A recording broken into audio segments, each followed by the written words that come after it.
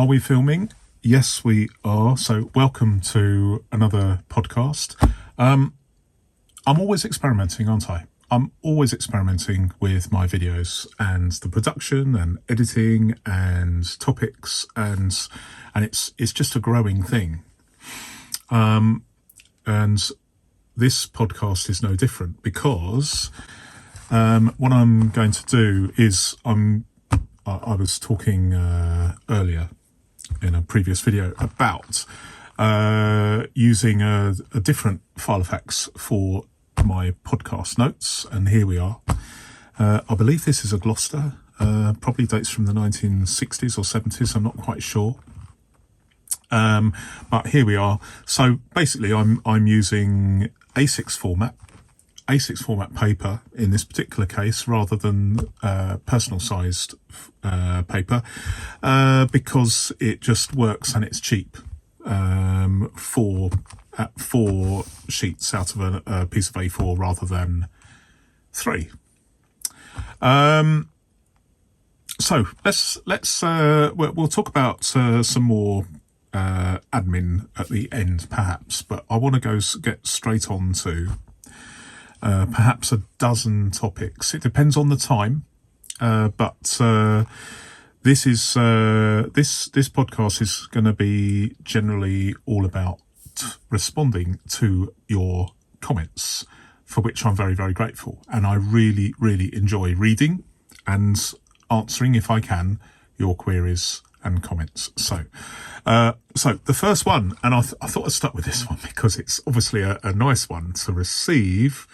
A reader writes, or a viewer writes, sorry, you seriously need to consider going into narrations for books. Your voice is fantastic. Okay, well, praise indeed.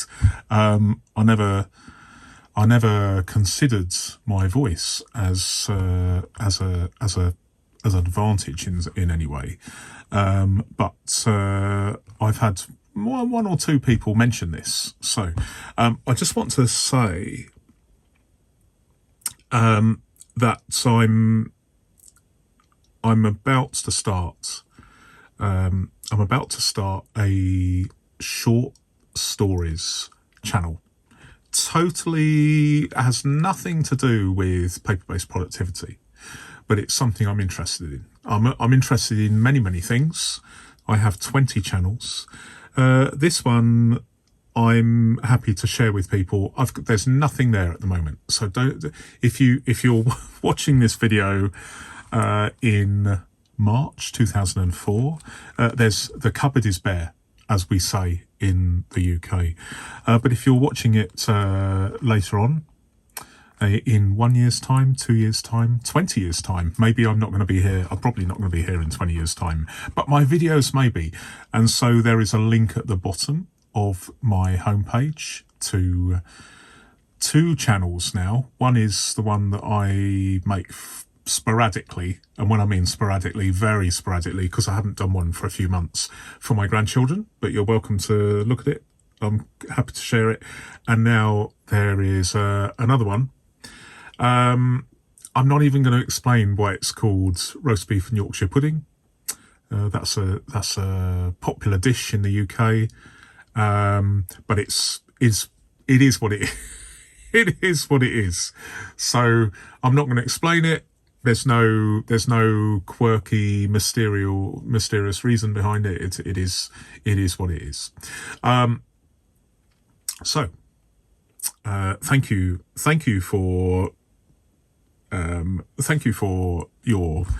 your praise. I appreciate that, and maybe the short stories channel, which is starting soon, will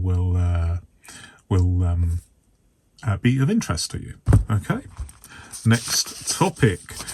So, and also the reason why I'm doing it like this is you will be able to see, you're seeing at the moment on screen, you're seeing that I've got my filofax open. There is a reason why I'm doing this. It takes me time to write these out, as you can appreciate. But it just reminds me when I write them like this, it reminds me of the video that prompted the. It reminds me of the video that prompted the comment. Also, it reminds me of what the person said, and also it gives me some bullet points to work on so that I can recall, because I'm recording this several days after reading the comment. That's quite common. It just jogs my memory. But it takes some work, as you can imagine. But this is a labour of love, and I don't mind doing that. But having it on the screen like this, and I may only do this for one video. I mean, I'm going to have a look at it the same as everybody else. I'm going to have a look, see what I think. I may drop it, or I might continue with it. I don't know. It's in a state of flux. But I'm just wondering whether, if it's readable, it might aid navigation. So instead of me going through and doing chapters, because I can't do chapters because I use the description for other purposes at the moment. This might be a good way of navigating, because you can fast forward and you can see when I turn the page and it's another subject. And I will keep the relevant page on the screen while I'm talking about that particular subject. Let me know. I mean, I'm really, really interested in whether this works. I haven't seen it done before by any other YouTuber. So let me know whether having my notes actually on the screen and then changing them each time I make a change in topic. Let me know. Let me know whether that works well for you or not, as the case may be. I'm trying different things. This is another thing that I'm trying. So, second topic, and we're already up to 7 minutes. The video in question is one entitled, "Is this the perfect EDC to-do list system?" Now, I experiment with this sort of thing all the time because it absolutely fascinates me. Absolutely fascinates me. The reader, the viewer says, this is a brilliant idea when you want to carry a note taker, like a notebook, but don't want questions. And I've put that to be asked questions. I think what the reader, the viewer is alluding to is the risk or the possibility or the chance of me using a filofax in public and then being asked questions if I'm sitting in a cafe or in a train. This does happen. I don't travel very, very much, but when I do, sometimes I'm deep in thought and I am drawn into a conversation. Sometimes that's great. Sometimes it isn't so great if I'm really trying to work on something. I think the policy that I have is just to be polite, I mean, what can you do? You can't really, I don't want to spoil someone's day because they inadvertently show an interest in this. And also, I think I have a responsibility. I'm not saying, thanks very much, and by the way, my channel is so-and-so. I don't plug it. But I think if someone is overtly using something out and about, I certainly don't use a filofax overtly, but I do use, I tend to use a notebook, or what I call my Frankenfax that many of you are familiar with. If you're not, then do a search of my channel and you will find videos about my Frankenfax. So I guess I'm trying to avoid getting too much into conversations about filofax. I am sure that if I used a filofax overtly, then it would generate discussion unceasingly, I think. And although that would be great, it's not something that I want to do all the time because I want to get things done like a lot of people. So this viewer says, this is a brilliant idea when you want to carry a note taker but don't want to answer any questions. Well, I've talked about the curiosity, but I want to talk about the security. There is an issue here, and I don't want to bang on about it too much, but there is an issue. And the issue is this.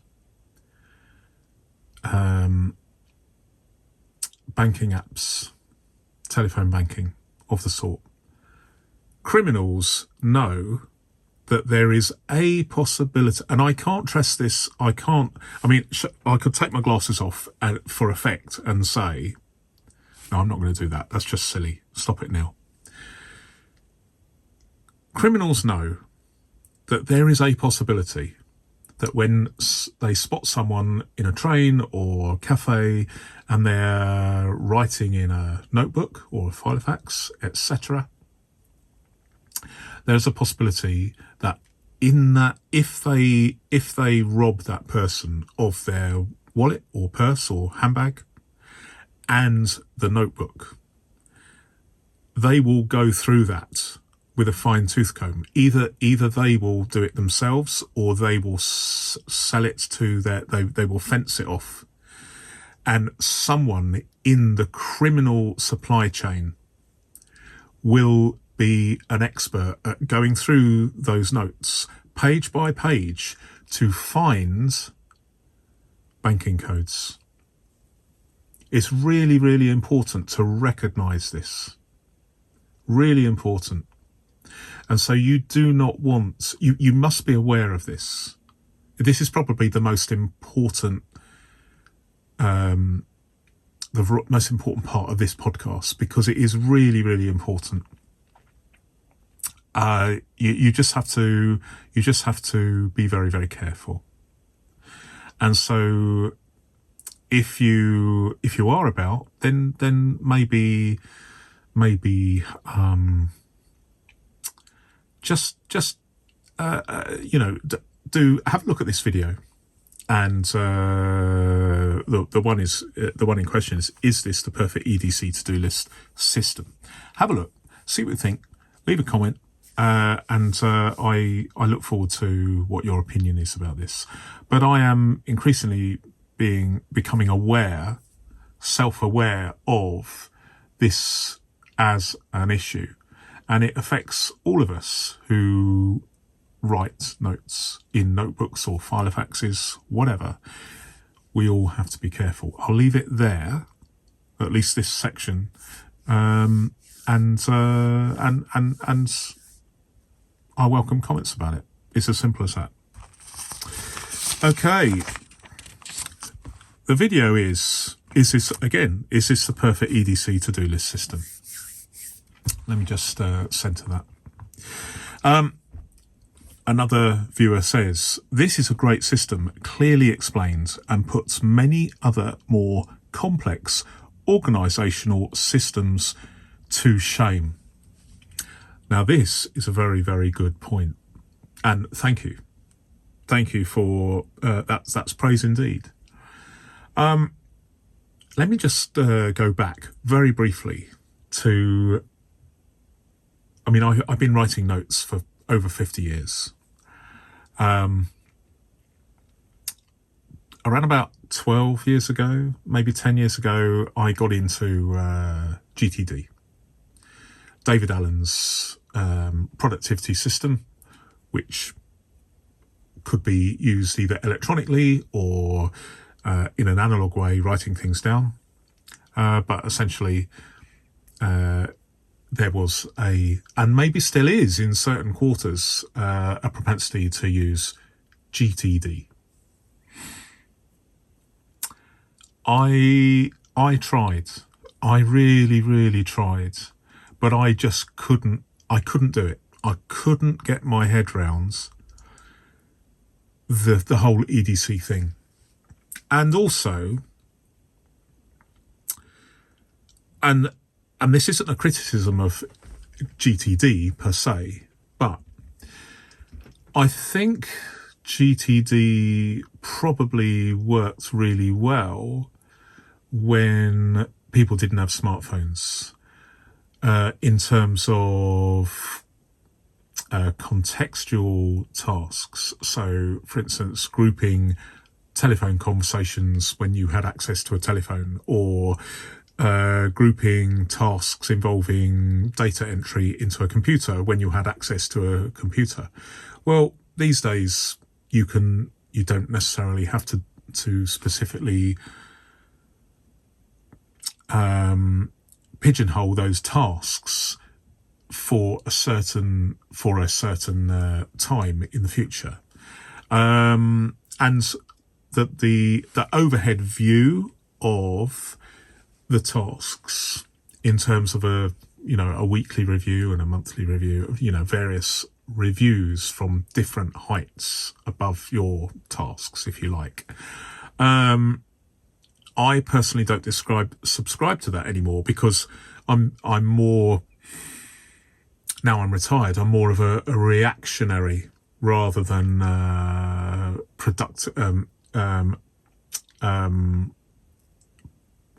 prepare for the inevitable, if you like. I react to things rather than prepare for things, and I haven't really explained that very, very well. But the luxury I have is the fact that I can do things in chronological order, and I find that scheduling things I find particularly difficult. I don't know why, but it is just me. And recently, if you've been following my channel, you will know that I blow hot and cold with scheduling. I had this very recently, a few weeks ago. I had this idea that I would have a podcast every Sunday, and then I thought maybe it would be a Saturday, and I would have some of my philosophical thoughts with you on a Sunday, and then I would have a mail time on a Wednesday, and then Thursday would be ink and paper days. But I want to do more than that, and it's very, very difficult. I find it difficult to schedule things. So my system, such as it is a very, very simple, I would say, reactionary system. And crucially, and I've written it down here, apart from it being easy to understand, and I'm sure I'm not the only person out there. I mean, I would say that I'm fairly knowledgeable about stuff. I seem to do well in quiz nights, and I although I know nothing about telly, I know nothing about modern music, because I'm firmly entrenched in music from the 60s and well, not so much the 60s, but certainly the 70s was my era. So I'm part of a small team that collectively we have the combined knowledge that sometimes wins prizes. Well, we've only won one prize. Came second once, very recently, and that's good. But I'm in a quiz, like a quiz team, but I have had I enjoy having an interest in literally hundreds of different topics, and I've had many. I cannot settle in one job. The job I had when I retired was antiques dealer, but I still deal with that. Back in the day, I won't go through them, but I've had many jobs, and quite often I've had more than one job at once, because there's not enough years in a life to generate to cover the interests I have. So I'm an absolute sponge when it comes to absorbing knowledge. And I enjoy that. That's just me. I keep on chopping and changing, but I digress. The crucial thing is and it's so difficult if you're digressing on a digression and then a digression. You can tell that's the sort of person I am. There are advantages to being that way and disadvantages. But when it comes to GTD, I could not get my head around it. For me, it was just, I was spending more time trying to follow the principles of GTD than actually getting things done. And I would say that my system, for what it's worth, is such a simple system that it's quite easy to understand. And this is my point, and I've written it down here. It's less likely to be abandoned. And I'm sure there's a lot of people out there who are the same. They have abandoned GTD and have a simpler system. And I think that we, especially with paper-based productivity, we have a real advantage over our digital colleagues. And that is, we don't necessarily have to conform to a specific set of rules and tables set out by probably someone we don't know, in a format, in an app. We have the ability to literally start from one single sheet of paper and work out from there and find something that works for us. Everybody's mileage on paper-based productivity will vary, but the thing is, the fundamental advantage, apart from the normal things people say, well, my batteries, because I write in a notebook, I don't have any batteries, and I don't need to worry about my signal strength, and all those other things that are sort of fairly obvious. The fundamental advantage of paper-based productivity is we can devise our own system without being computer programmers, without being systems analysts. We can have just. It can be as simple as a shopping list, and so I like to err on simplicity. And the advantage to me is that I spend more time doing things and less time agonizing about getting my ducks in the right order. And certainly from a point of view of this channel, as I was mentioning a few moments ago, I did have this grand idea of compartmentalizing different days for different types of video, and I thought, do you know what? I can't do this because it was throwing up some unexpected problems. Like, for instance, what if I talk about a product in a podcast that channel members have already seen, but the wider viewing public haven't seen yet? For instance, there needs to be some chronological order, and that is really, really difficult, because if you're watching as a channel member, you'll know exactly what I mean. You are considerably ahead of the wider viewing public, and if you are a member of the wider viewing public, then you'll be aware that channel members have already seen the video that you're watching right now. And so the only way, in my opinion, and it lends weight to the system that I'm promulgating, is to have everything in chronological order rather than a specific type of video for a particular day.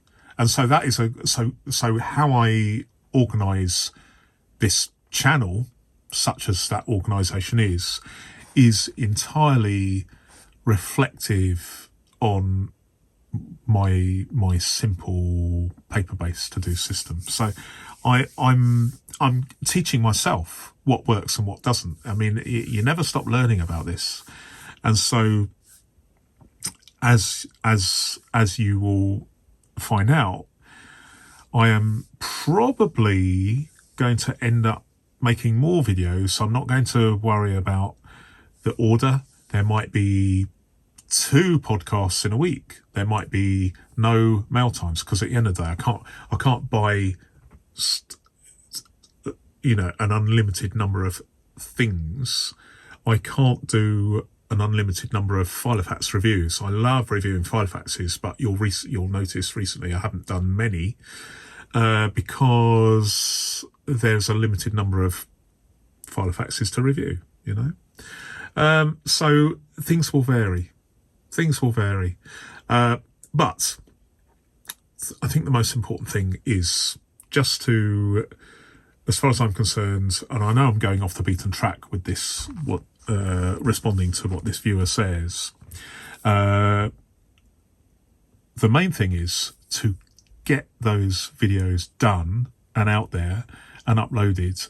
And then if you're specifically interested in reviews, then look at my playlist and then just focus on that. If you're interested in my pen and ink testing, not pen and ink, ink and paper testing, then have a look at that playlist. If you want to know what I'm buying, then I've got a huge number of I think I'm well over 50 mail time videos.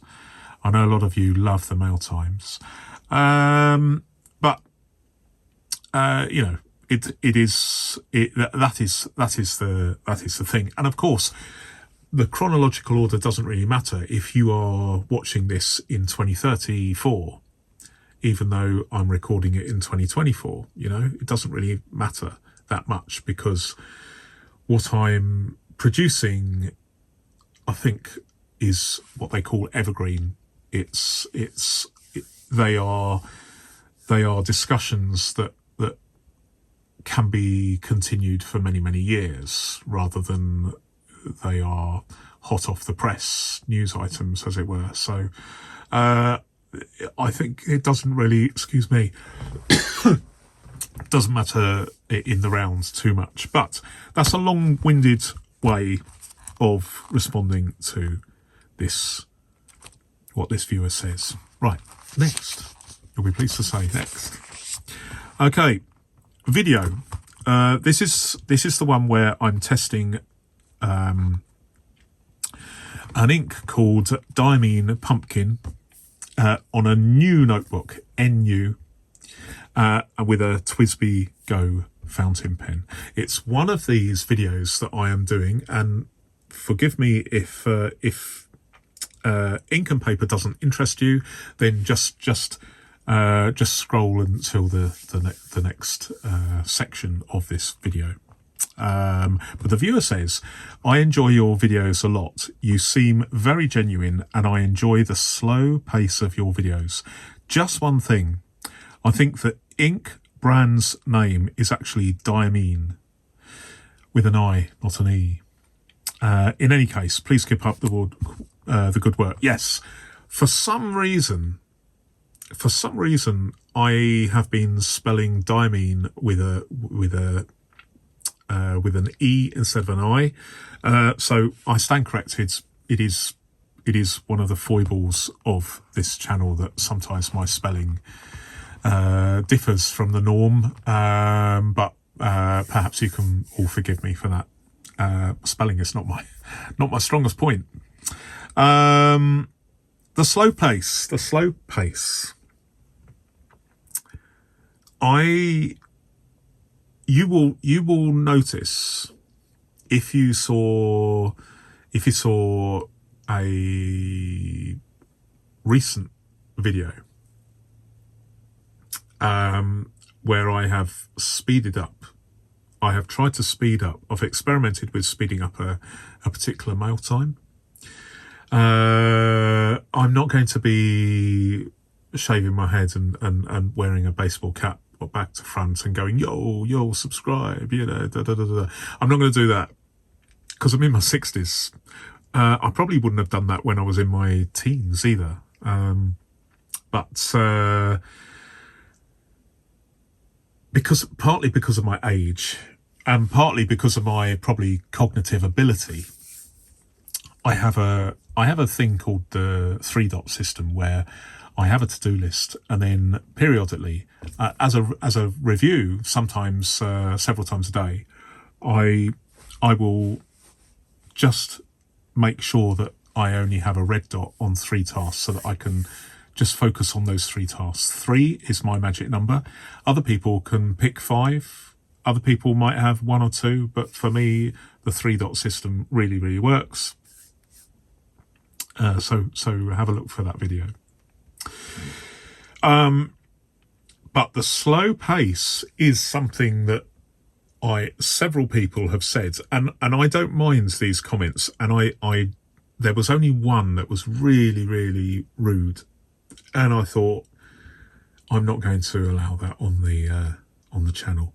But some of them are very critical, and all the others I've reviewed and authorized them to go on the channel. So I review at the moment. As I'm recording this, I'm reviewing everything to the channel, because there's been a lot of spam, which is inevitable. As you build up momentum with channels, you attract spam, and it's just the way it is. At the moment, I am managing, as you know, I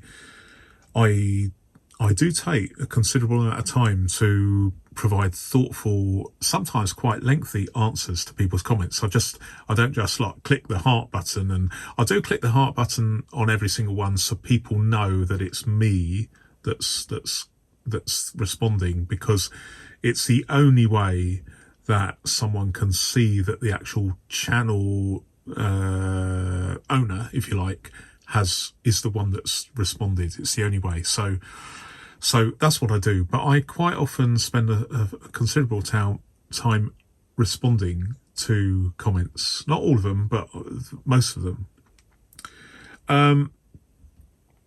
But a lot of people have mentioned that it's a really slow pace, and they'll say that I could have, this half-hour video I could have done it in 30 seconds flat. Yes, that is very true. You could, but it's not me. I tend to not deliberately pad things out, but I tend to digress, and then sometimes I digress the digression, and so it's more of a journey. In fact, someone recently has said that I shouldn't worry about it, because part of the interest is the journey, rather than specifically getting to the point straight away. So I'm aware of it. There's not a lot I can do about it, but I'm very, very grateful that many of you find the way I discuss these things acceptable, hopefully interesting, informative, and entertaining, all that good stuff. And if there's anybody out there, and there are a few that come on, Neil, get to the point.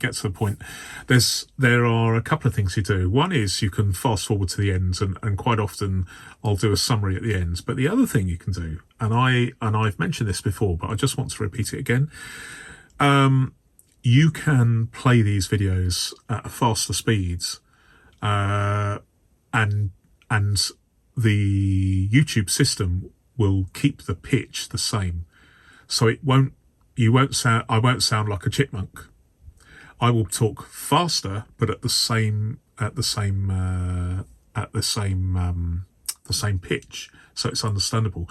In fact, I listen to podcasts like that. I listen to podcasts, for me, at 50% faster, but you can go to 300% faster on some platforms.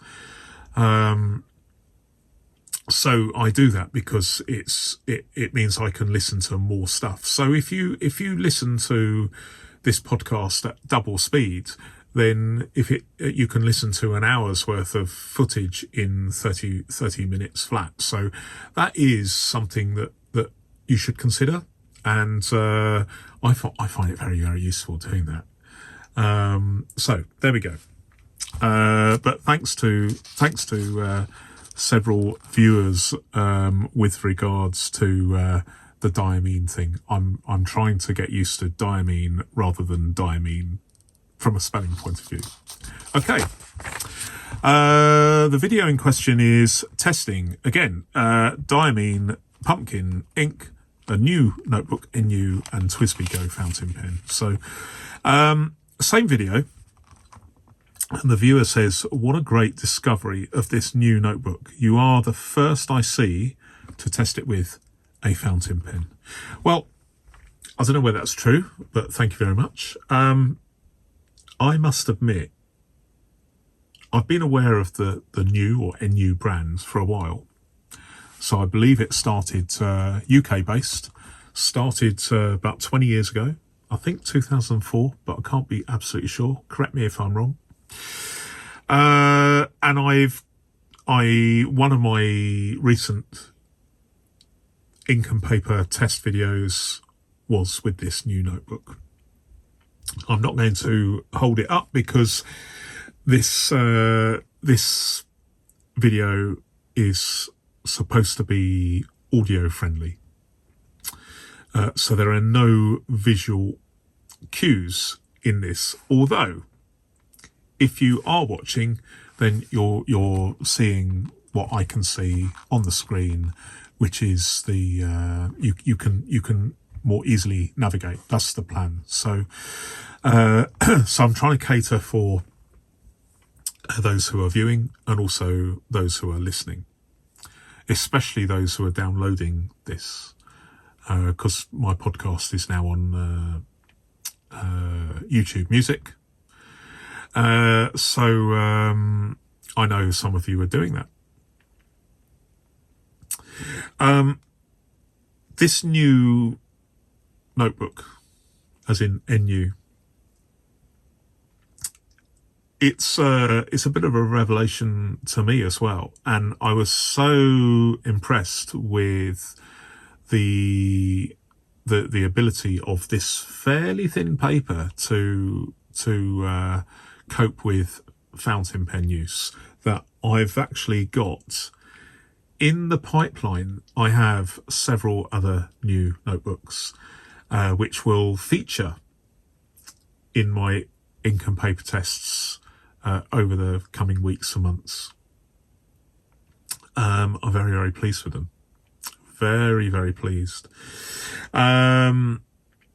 So watch this space, as it were. Okay. The video in question is entitled Filofax A5 Portable Hole Punch. Now, this is one of my more popular ones, but probably because it's been, I made it nearly 3 years ago. And so it's rare to get a comment on such an old video, but this is interesting. The video, the viewer says, these are beep. I had one. Now I've put for occasional use only. So these are the plastic, they're made by Filofax, or at least they're Filofax branded. And they are punched. So you can, although it's a plastic hole punch, it's got, in this case, 6 holes. So you can fit it conveniently in the rings of your Filofax, and it's a portable hole punch. They don't work very well. I'm just gonna blow my nose. So just bear with me a second while I blow my nose off camera. Okay, I'm back again. I'm back in the room, as they say. So it really is for, there we go. It really is for occasional use only. They're not very good, but at a pinch, they will do it. But I have hole punts in terms of capacity, if you like, from that plastic hole punch all the way up to the mother of all hole punches, which costs over £100, and it is on a humongous industrial scale.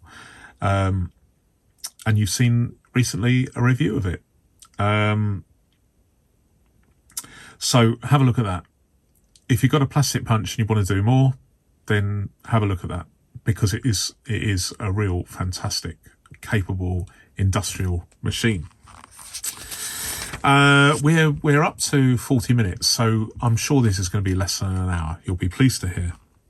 The video is Flatability Podcast, episode 26. And the viewer says, impressive, most impressive. Now, I responded to this because I didn't know where this phrase came from, but it's actually a phrase used by the Darth Vader character in the Star Wars movie. I think the first one, maybe. I'm in my 60s, so I'm old enough to remember the first Star Wars movie when it came out in 77.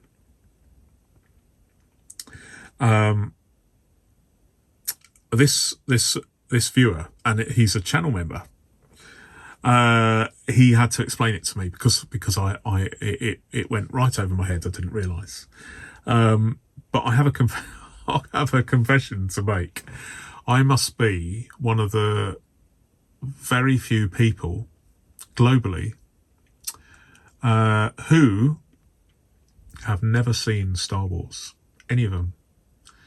And I'm going to digress here because there's the cinematographer of the first Star Wars movie, who's only recently died, about 100 years old. He recently died, I think he died last year. Was also the cinematographer for the Dumbusters film that came out in the 50s. And he did airborne photography in the war. And I was aware of this link between the Dumbusters movie, which one of my favourite movies, and I've watched over 100 times. Can you believe that?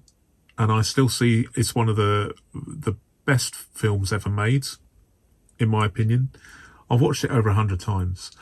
And I was vaguely aware that the bombing run in the first movie was very, very similar to the bombing run in the Dumbusters movie, and then I was reading about how the cinematographer was the same person, and that probably is why the bombing runs in the Dumbusters, which is based on a wartime endeavour, bombing the dams on the Ruhr in Germany,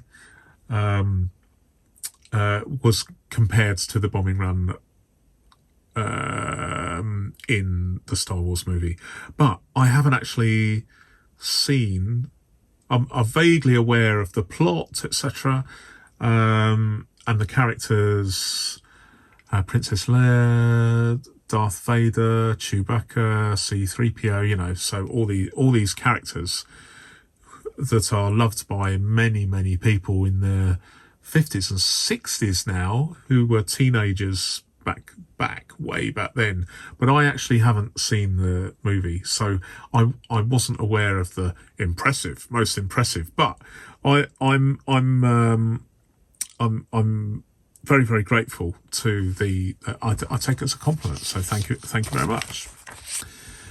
Okay, the video is moleskin paper quality comparison.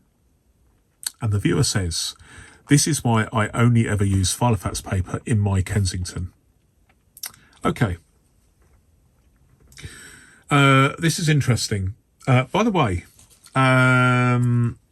in case you were looking, and I'm recording this, that this is a Kensington, which sold yesterday. And I'm recording this on a Sunday, so I can't post this until tomorrow morning, Monday. And I'll be shipping it via Royal Mail special delivery here in the UK, which means that the new owner is guaranteed to receive this before 1 o'clock Tuesday. So it's basically going to be on its way.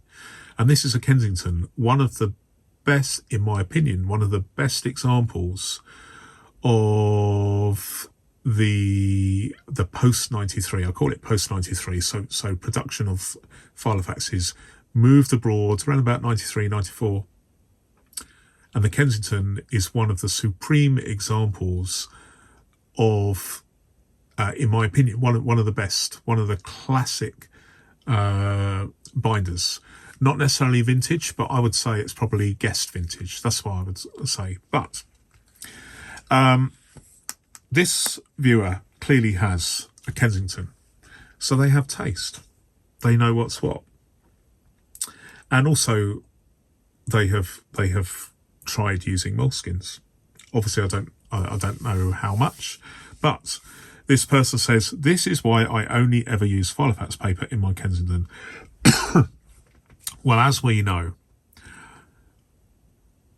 filofax paper used to be pretty bad back in the day, at least for fountain pen users, and now it tends to be, and it's badged as fountain pen friendly. So if you buy some older paper, it may not be, but certainly a lot of it now, maybe all of it for all I know, is badged fountain pen friendly. And I have used it.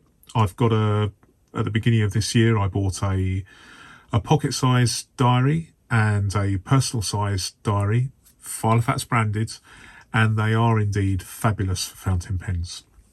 And the thing is, I don't know exactly what the GSM is for that paper, but to me it feels very, very similar to the GSM for moleskin paper.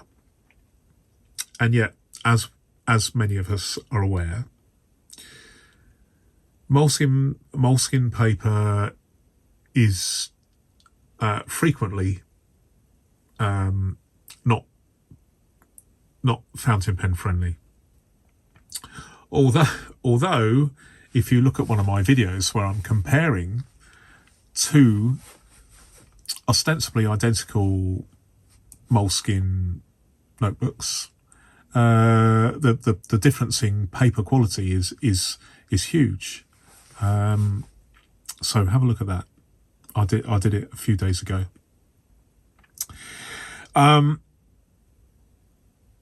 It's a tricky thing. It's a tricky thing because recently, what prompted me to do this moleskin paper quality comparison? Of course, yes. This is the very video that the viewer was highlighting. Moleskin paper quality comparison. What it shows is there is a variation in quality, but what triggered my not necessarily investigation, but it triggered my interest was that I saw on social media an advert. It just popped up. And it was from Moleskine themselves, and it had an image of someone with a Moleskine holding a fountain pen, and they were about to put pen to paper. And I was curious about this because I've always used Moleskines and others, but I've never used fountain pens in Moleskines because my perception is that from what other people say, is they're great, but they're not really designed for use with fountain pens. And so I thought, do you know what? I'm going to test this. And I did, and found there was an enormous discrepancy between two ostensibly identical products. But you'll just have to watch it and see what you think. So I don't know. Can you see? I can't replicate it now. Let me just turn that off, because it might be what's flashing in the reflection in my eyes is probably making people think what's going on. So I would say if it was me, and I wanted to use fountain pen, then I would say do your research, have a look at what people are saying online, follow a few suggestions, and it may be the case that you find something that suits your purpose if you are using fountain pen. I could hold up a few examples, but I'm not, because I am engaged in ink and paper testing, and that's something that I'm going to do regularly. So those of you that are not interested in that, that's okay, because they'll appear on the channel, and you don't have to. No one has to watch. No one's forcing anyone to watch any specific video, and I do fit them. I do mark them up into particular playlists for your convenience. But I am generally someone, at least with Moleskine notebooks, I tend to use a Pilot G2. That's basically what I use, or a Pilot V7.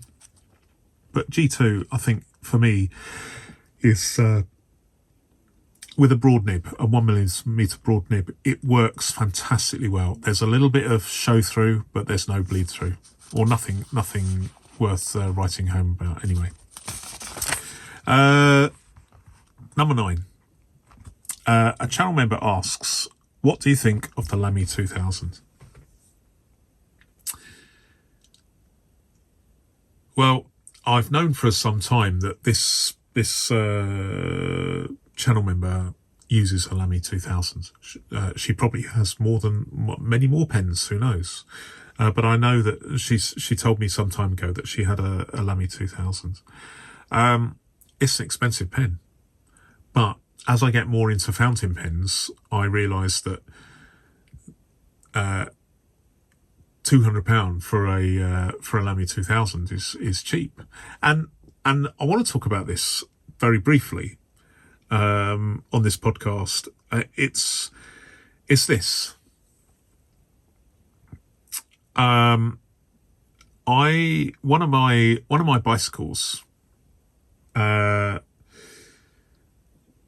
Back in the day, and when I mean back in the day, I mean in the early 80s, 40 years ago, I used to race competitively on the track and on the road here in the UK.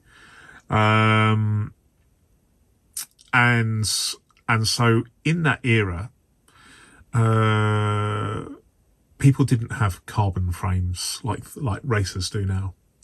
They had frames made of steel, and you would go to your frame builder, of which there were many back in the day, and you would design, and the frame builder, in conjunction with your ideas, would build you a frame specifically for a particular style of event. There are still frame builders around right now in 2024 that will build you a frame to your design. They're very, very expensive. Maybe between £2,000 and £3,000 or £4,000 for a bicycle frame. A lot of people would think that's really expensive, but you can also spend £10,000 on a turntable. If you're a music lover, you can spend £3,000 on a pair of shoes made by Lob, who are based in London, and they have been for many, many years, for many centuries. And they have a royal warrant, so they're making shoes for King Charles III. So things are all relative. So I just wanted to mention those things because I want to talk about the Lamy 2000. Incidentally, as I record this in March 2024, Lamy has just been sold to the Mitsubishi, which was family owned. It's just been sold to the Mitsubishi pencil company, who make, amongst other things, Uniball pens. So it's a huge company. I don't know why they've sold it. I believe it was family owned, and now it's owned by the Mitsubishi Pencil Company. But I'm sure the brand will live on. But the Lamy 2000 was like a high-end pen in the Lamy range. 200 quid. Just think about that for the moment. £200. How much? And this is a question for you. If you use that pen, which might last, I believe it's got a gold nib, probably very, very well made. I've not seen one in person, but if that lasts you 50 years, that's £4 a year, which is a bargain, isn't it? And it gives you a feel-good factor. You take it out of your pocket or a drawer and do some writing, put it back, you ink it up. It's very reliable. Probably saves you a lot of hassle. It means that potentially you don't need to buy another high-end pen if that's the pen you're happy with. So in the grand scheme of things, I would say it's not necessarily the bargain of the century, because you've got to fork out your 200 quid. But it is affordable in the grand scheme of things. You could spend £200 on if you're a lady, £200 for a handbag is, you ladies know that, I'm sure you know that £200 for a high-end handbag is quite a lot, but you can spend £10,000 on a handbag. I'm not into handbags, but I'm into, like, I bought a pair of trousers about 4 years ago for £140 in the UK. So, £200 for a pen, which will last maybe 50 years, maybe longer than that, is okay. So what do I think about it? Well, I'm aware that it's good quality. It's got a sort of really interesting design. I have 100 fountain pens or thereabouts, and I think in total the total spend for those 100 fountain pens is probably only about £400 for 100. So I don't have any expensive ones. I think the most expensive one I have is a Lamy ST, which they tend to go on the second-hand market for about £40 or £50. It's no longer made, but that is my high-end Lamy, if you like. I haven't shown that in a video yet, but I will do. It writes really, really nicely, by the way. But that's what I think, anyway. And I did digress there, didn't I? Next topic, video, mail time 53. Okay. This gentleman, this viewer, gave me a fantastic breakdown of how he hacks a Bic multi-pen. Now, as many of you know, I like using a Bic multi-pen. I can look at it, but I'm not going to show it because this is supposed to be audio friendly. But you know what I'm talking about. If I say a Bic multi-pen with four nibs, if you like, four inks, or sometimes 3 plus pencil, you know what I'm talking about. And if you look at the comments for my video, Mail Time 53, It's very interesting. He has given me a breakdown of what he has done in fantastic detail. Now, I have never ever tried his multi-pen hacks, but I'm going to at some point. So, food for thought. If you are into hacking multi-pens, this is your man. I'll tell you, this is your man. Absolutely fantastic. And I'd love to see that in video. If you're listening and you want to, I told him that I was going to discuss this in a forthcoming podcast. So hopefully he's interested in maybe showing all of us on a video of his channel. And if he does, then I will definitely link to it so that I can share that video with you guys, because it would be absolutely fascinating, at least to me, hopefully other people as well. You never know. Very, very nerdy.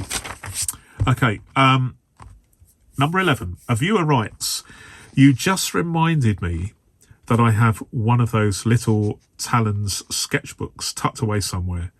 I'll have to dig it out and play around. Now, as you know, I've only just started experimenting with notebooks and ink, and one of my videos features a Talons sketchbook, Talens.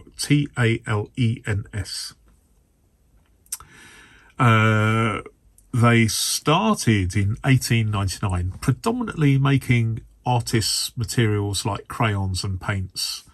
But they do make these books. Now, they're made in China, but their headquarters, which I quite like this sort of thing. It's quite nerdy and interesting. They're still in their same headquarters building in Apeldoorn in the Netherlands. And I bought this, and it was very, very cheap.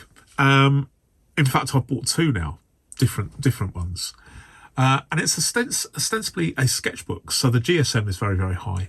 In fact, I'm just gonna check to see. I know this is supposed to be audio friendly, but I just want to check. 140. I'm going to blow my nose as well. My goodness, it's all happening here. 140 GSM, and it's fabulous. It is fabulous if you want a notebook that is fountain pen friendly. Oh my goodness me, look no further. Go for a Talons, because it's cheaper than a Moleskine. And although Moleskine, it's not fair on Moleskines, because they're not saying it's fountain pen friendly, although they might be, because they're insinuating it might be, because they're doing this social media campaign with someone holding what is clearly a fountain pen, and they're about to put ink on paper, even though many of us would not want to do that. So an interesting conundrum for Moleskine. Interestingly, one of my channel members has said that about a month ago, Moleskine closed their store on Canary Wharf. Canary Wharf is the banking capital of London. And if you're going to have a Moleskine store, that's where you want to put one, because you can sell these fantastic, lovely, and they are nice. They do look lovely. If you're going to have a store and you want to sell high-end notebooks, you want to have a store in Canary Wharf. I don't know whether it's true, because I haven't done my due diligence and checked, other than looking on the website, and that store no longer exists, or it's no longer featured on the location page of the Moleskine website. So maybe it has closed. But that's interesting. That's interesting. But I hope this viewer gets back to me and tells me. She says he or she, I think it's a lady. She says, I'll have to dig it out tomorrow and play around. So I like that sort of comment. So if I've talked about something and then someone remembers they've got one and they have a play around with it, that's great. But if you are listening to this, let us know. Let me know. how you got on and what you think, because I am just as interested in your comments and learning from you guys as me imparting, for what it's worth, information to viewers. So thank you.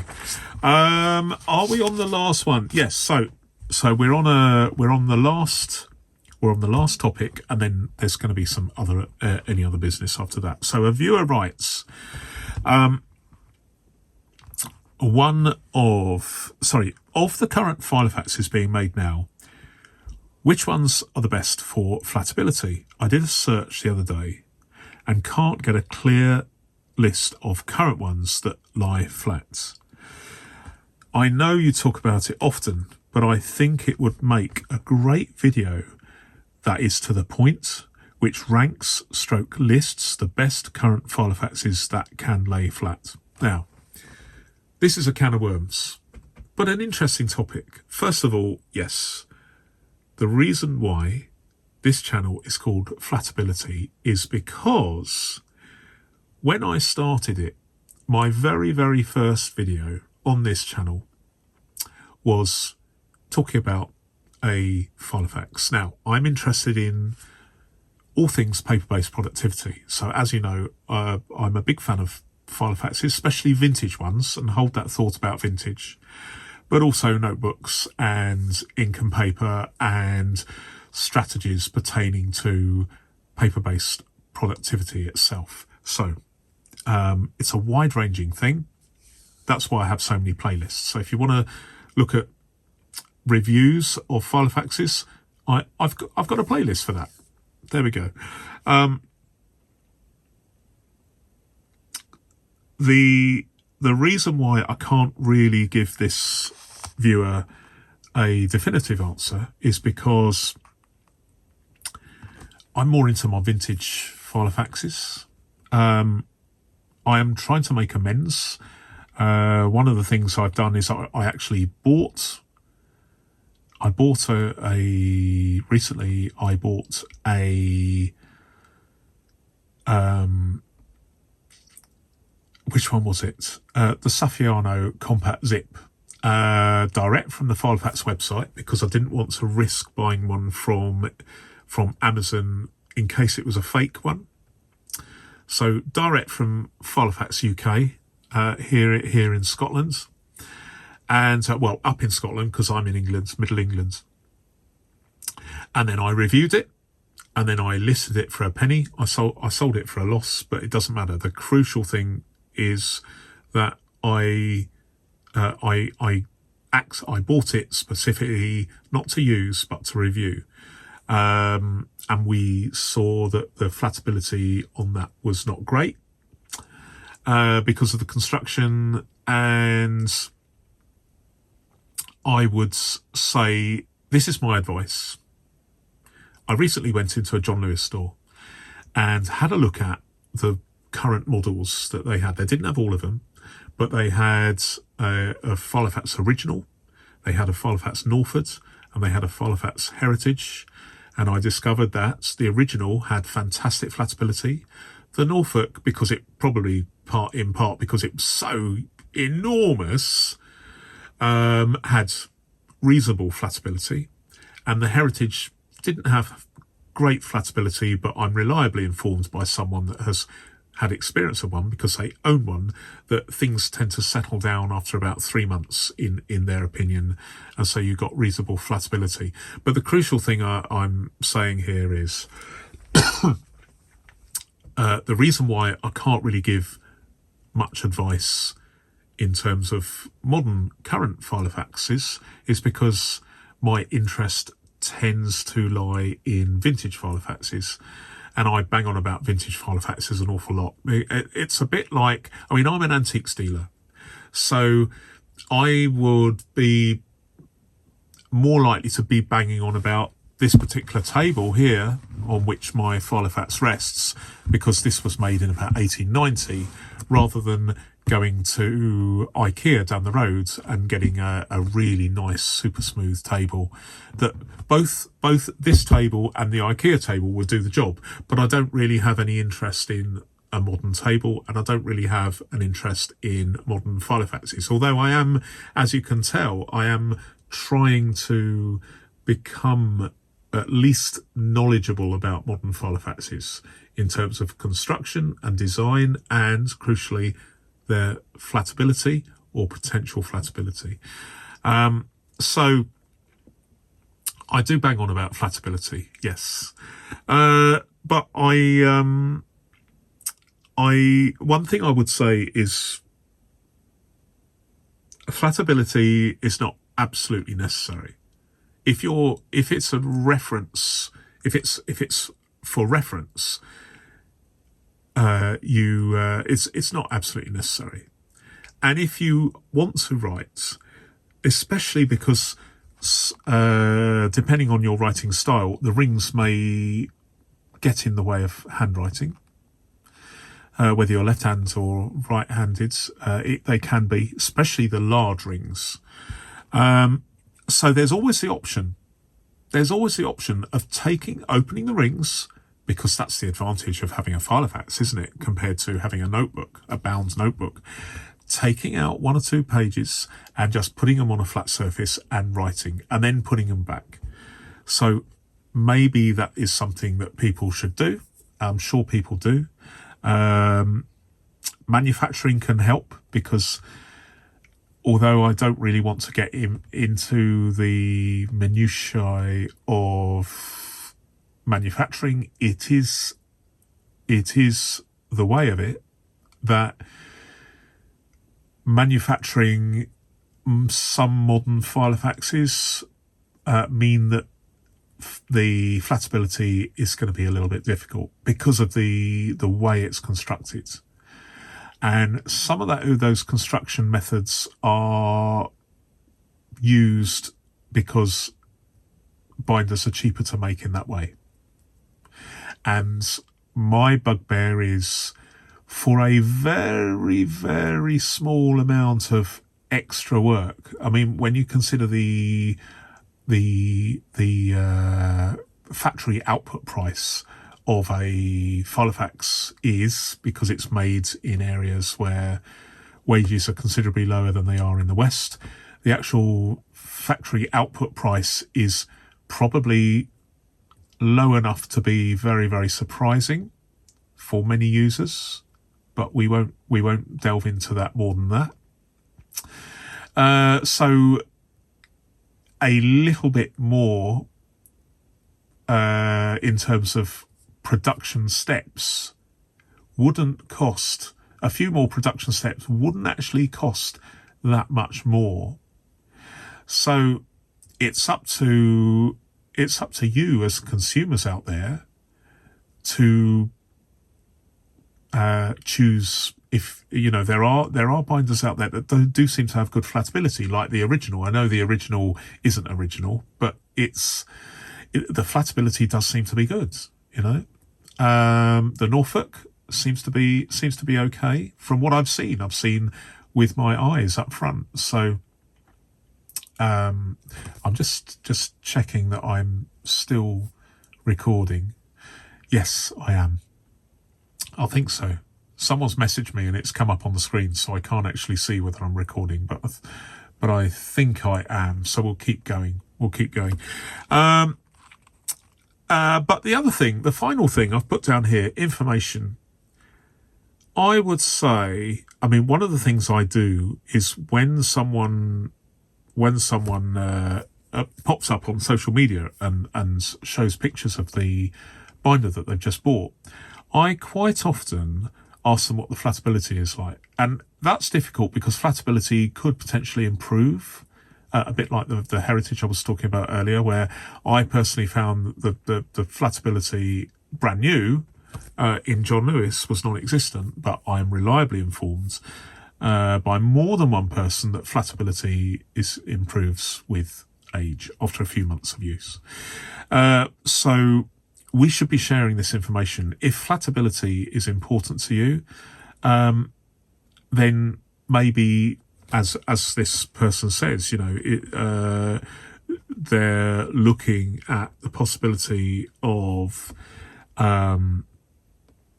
flatability being something that can be looked up to researched, like a league table, if you like. In fact, I would say, I mean, it would be it's unlikely that filofaxes would, the company themselves, the FLB group, will give a. I mean, personally, I would like to see, if you go to a store, certainly in the UK, a food store, then they have a 5-star rating. So you go in and independent inspectors do impromptu tests. They turn up and then, based on the food safety, they give you 1, 2, 3, 4, or 5 stars. And obviously, food retailers are hoping for 5 stars. I think maybe there should be some sort of indication. I think it'd be helpful if the FLB group gave an indication about flatability, because there are some, like the one I bought and tested and then resold, like the Saffiano Compact Zip, where there's no flatability at all. It was like a clamshell. It was a two-handed operation, whereas the Norfolk and the original, especially in the A5 models, seem to have pretty good flatability. So I think that's something that the FLB group, who own the filofaxes brand, could use as a selling tool, but it might backfire if people start looking for flatability and then discount those that don't have a good flatability rating. So I think it's unlikely that there's potential conflict there. So I think it's up to users themselves to just ask around. So if you want to know, then post on social media. And then people, I'm sure, will be willing to say, well, I've got one. I've got an original. It's fantastically good flatability. Other people may say, well, my particular Saffiano, it hasn't got good flatability, but I don't mind because I'm using it as a purse rather than a journal or something. So I think it depends on use. It depends on manufacturing. It depends on information. And crucially, it depends on necessity. So there we go. Any other business? I just want to remind you that there is no schedule. I did try, but then I discounted it. It does mean, the advantage is that means I can just focus on my creativity rather than the scheduling. So for instance, this podcast, who knows when it probably won't be a weekend one. It might appear on a Tuesday or something. What I would say is, what I am trying to do is I'm trying to post things in chronological order, but I will be, I am minded. It might change, but at the moment I'm just posting them at 8 p.m. GMT, 8 p.m. UK time. The reason for that is because that is the time, in my opinion, in my calculations, when the vast majority of people around the world are awake. So 8 p.m. is good.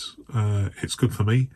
And also, if people respond immediately, comments wise, it means I'm in that evening situation here where I can tinkle the ivories and or tinkle the keyboards and respond to you almost immediately. So if you see a video and it's just been published, one of the things perhaps is useful to know is that the creator, i.e. my good self, is probably going to be around for the next hour to answer to respond to your comments more or less immediately, which might be useful when the chips are down, as it were, or when I'm getting far too many.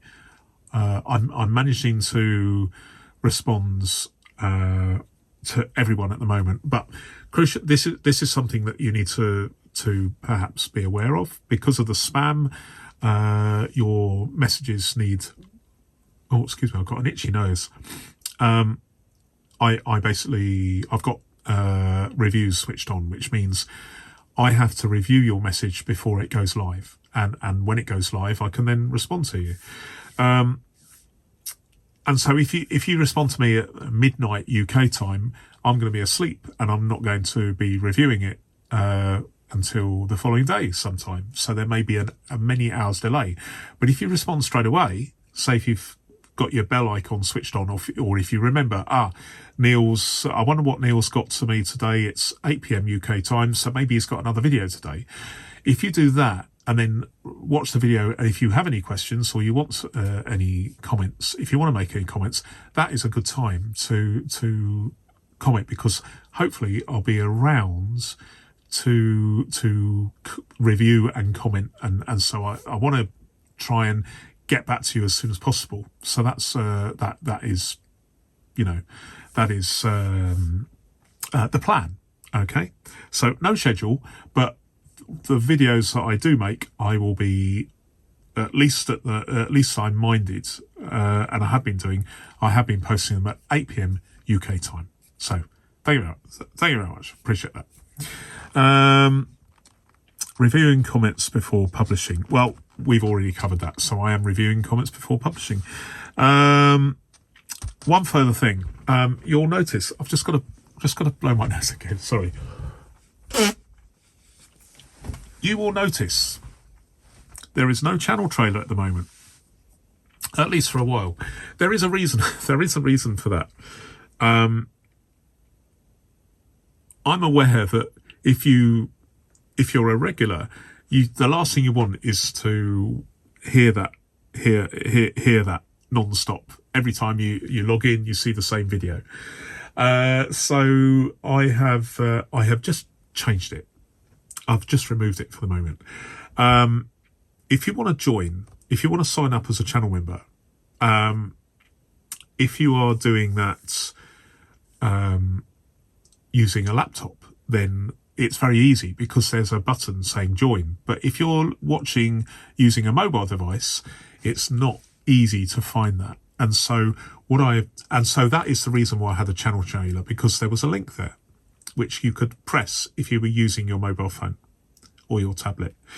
But what I've done instead, just in case anyone is using a mobile device and wants to become a channel member, what are the perks? Well, early access to a growing number of videos. That's the basic thing. There are a small number of other perks, but that is the main. And also, there's a growing number of exclusive videos which I make just for channel members. But don't tell anyone. But that's what I'm doing. I have changed my video descriptions, and if you scroll right down to the bottom, there is a sign up link at the bottom of each and every one of my 278 videos, at least as I record this. So there is a way of doing that. Only costs you, well, if you're in the UK, it's £1. I think in Australia it's $1.50, so it's a small amount per month, but you do get access to a growing number of videos that other people haven't seen, and videos that are just for members only, a growing number actually. So that's a bit of a plug for the channel membership. But that is it. Thank you very much. We're up to 1 hour 23 minutes. I thought it was going to be an hour, but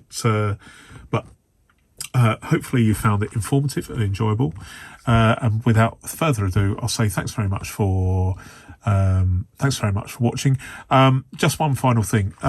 Leave some comments. I'd appreciate some comments give me some feedback about this thing where I'm actually displaying my notes on the screen so that you can see, so it as an aid to navigation. I want to see whether that works well for you. Thanks very much. Until my next, I was going to say next podcast, but it's going to be my next video. Thanks very much for watching, and goodbye.